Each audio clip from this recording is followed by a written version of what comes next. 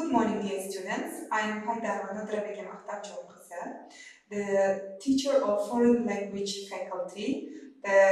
My department is Translation Studies and Language Education. I am going to explain you speech act theory from discourse analysis.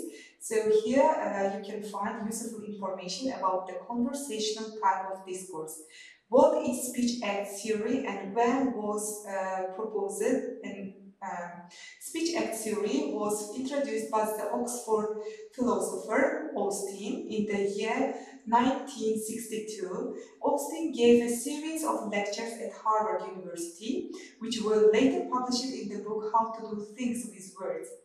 Austin observed that there are sentences that look like statements but have functions other than stating state of affairs. These are constitutives, ethical proposition, performatives, and expositives.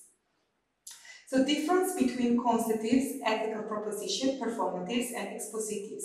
So what is a statement? A statement is a sentence that is intended to record or impart information that has true value. For example, Saudi Arabia is in Asia. A constitutive is a sentence that is not intended to record or impart information and that has no truth value.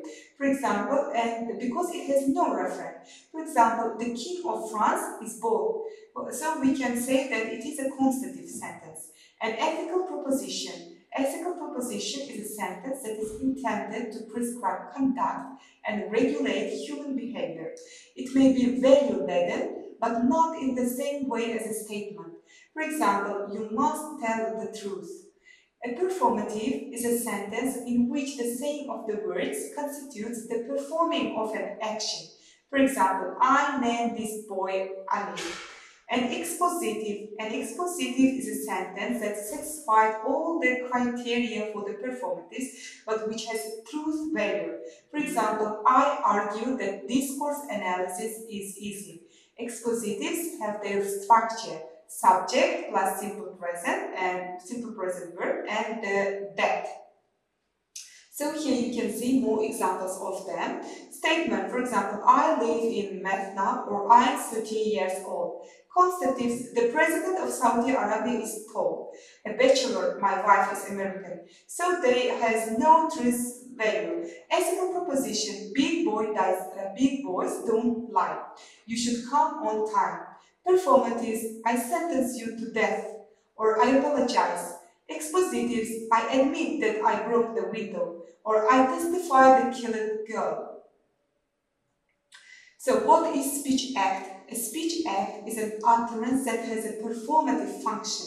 For example, I order you to do the dishes. The functions of speech acts often include such as suggesting, ordering, promising, warning, greeting, apologizing, inviting, and congratulating. So there are two conditions at least. They are: the first one, there must exist an accepted conventional procedure. For example, a woman cannot be divorced if she is not married, or we name babies, not houses. Next one, the procedure must be executed by the right person. For example, only the husband can divorce his wife, and only a judge can sentence the defendant to the imprisonment. These are called Felicity Conditions. If these conditions are not satisfied, we say that speech act misfires. So here you can see speech acts that disqualify as performatives. For example, stranger to women, I divorce you. Or guest holding your newborn, I name this boy David. Or plaintiff to defendant in the court of law, I sentence you to death. So there are two types of speech acts. They are direct and indirect. A direct speech act is one where the content of the communication is identical or almost identical to the function intended by the communication. For example, if you cross that line, I will shoot you. It's a threat. Or I promise you to come on time. It's a promise. An indirect speech act is one where the content of the communication is different from the function intended by the communication. For example, it's hot in here. Do you have to stand in front of the TV? So a request to move aside. Or next one, me, in response to who can help me, an offer to help. How does Austin define a speech act? Austin offers a threefold definition of speech act in issuing an utterance. Austin argues a speaker can perform three acts simultaneously. The first one, perform an act of saying something, it's a locutionary act. Perform an act in saying something, illocutionary act. And perform an act of saying something, it's a perlocutionary act. For example, would you close the window, please? Here you can see the locutionary act as the act of saying the utterance itself. Or illocutionary act, the speaker's attention behind the locution, in this case requesting. Or perlocutionary act, the effect of the speaker wants to exercise on the listener, in this case getting the listener to close the window. So next one, the Grice's maxims of conversation and conversational implication. So Grice introduces the cooperative principle approach to describe how conversation operates. He also introduces the concept of conversational implication to describe how we infer unstated meanings in ordinary conversation. When we speak to one another in ordinary conversation, we try to cooperate in order for our conversation to proceed successfully and meaningfully. One way of cooperating is by following some rules in conversation. Grice calls these rules maxims of conversation. They are four. The first one, maxim of quantity. Second one, maxim of quality. Third one, maxim of relation. And maxim of manner.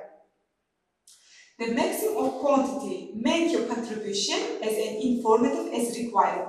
It refers to don't saying too much or too little. The maxim of quality, don't say what you believe to be false.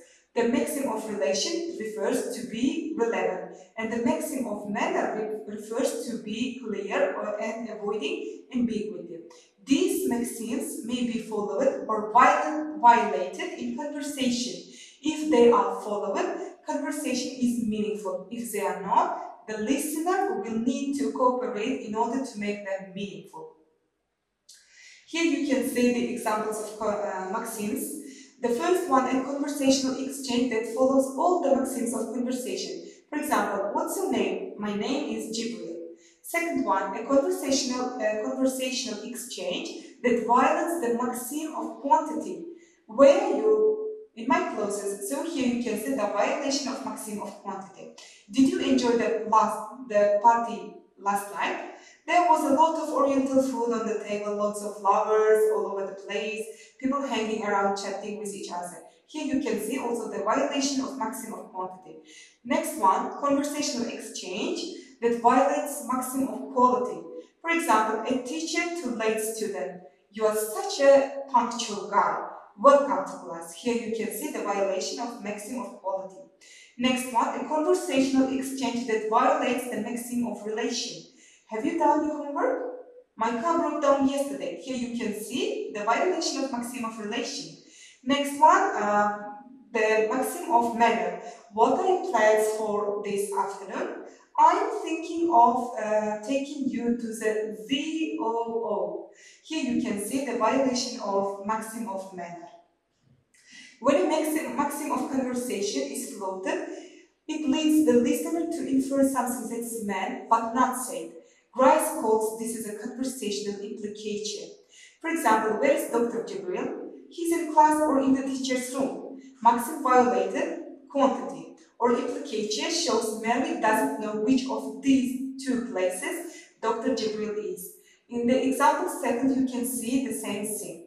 You really love me? I like Ferrari, college, football, and things that go really fast.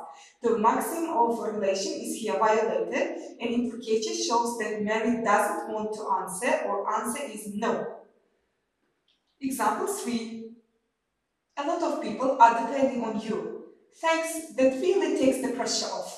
So here you can see the violation of maxim of quality. And implication refers to by saying this, something clearly untrue, Mary is implying that the opposite is true. The true meaning is expressed by more like that really puts a lot of pressure on me, and perhaps by extension, stop pressuring me. The ethnography of speaking. The ethnography of speaking is a systematic description of speech. Speech is described in terms of three components. They are the speech community, the speech styles, and speech event.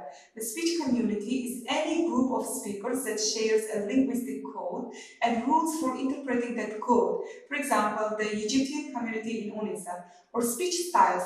Speech styles, they are the linguistic options available to the speech community. So with these, for example, have a choice of two major varieties, a local dialect and standard Arabic. By contrast, Americans have a choice not between major varieties, but between the 5 different degrees of formality within the one standard language. So here you can see the speech styles according to the formality, to the level of formality. They are divided formal and informal. According to the regions, they are divided regional dialect, and according to the social class, they are social dialect. For example, the dialect of the upper class or the dialect of the lower class. The speech event is described in terms of 6 components. They are setting, which refers to the place and time at which the event takes place. Next one, participants, where the traditional speech is described in terms of speaker and hearer. Next one, purpose. All speech acts have a purpose to give information, express emotions, and etc. Fourth one, key, is the tone in which an event is performed. Serious, joyful, sad, or sarcastic. Channel, the choice of oral or written communication. And message content, the topic of the speech event. Face. In discourse analysis, face is our public self-image, or in other words, our sense of dignity or prestige in social context. The principle whose purpose is to consider others' feelings and establish level of mutual comfort is called the politeness principle. Many speech acts, however, constitute a threat to the face of the listener. Such speech acts are called face-threatening acts.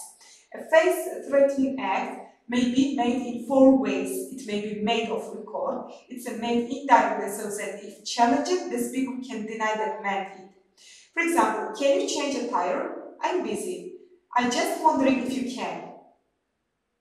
A face-threatening act may be also made on record. It's made directly in conformity with Grice's maxims of conversation. These speech acts further subdivide into 4 types: without regressive action and with regressive action. FTA without regressive action are made boldly, such as direct imperatives and warnings. For example, sit down, shut up, don't come late. Face-threatening acts with regressive action take account of the listener's positive face, his need to feel appreciated. The 3 strategies that are used to appeal that the positive face of the listener are compliment to the listener, claim common ground, and play down disagreement. Face-threatening acts with regressive action also take account of the listener's negative face, his need to have freedom of action. 4 strategies are used to mitigate face-threatening acts are: the first one, minimizing the content by diminutives. For example, can you have a little look at this? Or next one, use hedging expressions to minimize the strain or threat or the imposition. For example, I wonder if you can help me with this exercise.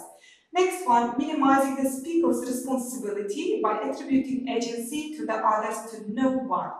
For example, the students want to put off the test. Next one, acknowledging the imposition and apologizing for it.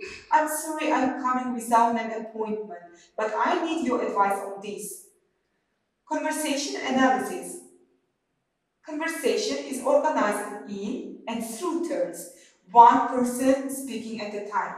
Conversations are structured in the following ways. The first one is an adjacency pair. An adjacency pair has 2 utterances successively and in order by 2 different speakers. The first part of an adjacency pair often includes question, and the second part is reciprocal. For example, hi there, hi, why did you come late? I'm sorry.